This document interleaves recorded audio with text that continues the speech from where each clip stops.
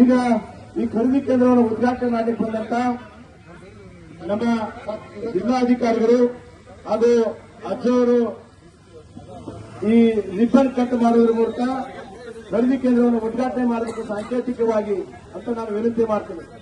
ನೀವು ಪರಮ ಪೂಜೆ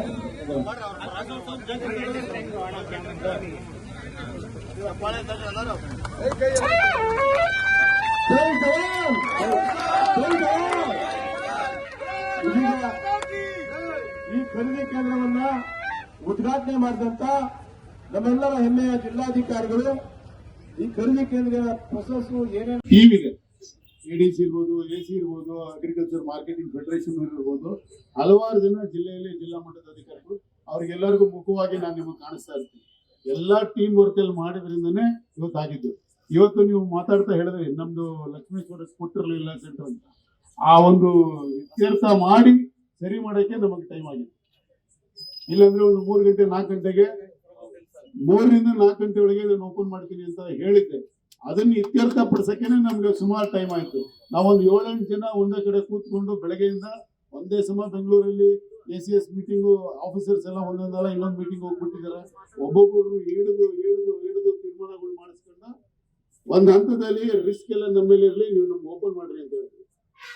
ನಾವು ಕೂತ್ಕೊಂಡು ಏನೇ ರಿಸ್ಕ್ ಬಂದ್ರು ನಾವು ಜಿಲ್ಲೆಯಲ್ಲಿ ನಾವು ತೀರ್ಮಾನ ಮಾಡ್ಕೊಂತೀವಿ, ನೀವು ನಮಗೆ ಕೊಡ್ರಿ ಅಂತ. ಅದಾದ್ಮೇಲೆ ಅವರು ಕೊಟ್ಟರು.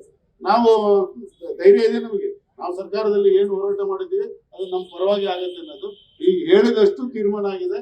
ಈಗ ಬರೋ ದಾರಿಯಲ್ಲಿ ಅವರು ಹೇಳಿದ್ದಾರೆ. CM ಜೊತೆ ಡಿಸ್ಕಷನ್ ಆದಾಗ್ಲೂ 5 ಕ್ವಿಂಟಲ್ ಸರಿ ಆಗುದಿಲ್ಲ ಅನ್ನೋದನ್ನ ಚರ್ಚೆಗೆ ಬಂದಿದೆ. ತೀರ್ಮಾನ ಏನಾಗಿದೆ ನನ್ನ ಗಮನಕ್ಕೆ ಬಂದಿಲ್ಲ. ಸೊ ಅದು ಬರುತ್ತೆ, ಅದು ಬದಲಾಗುತ್ತೆ.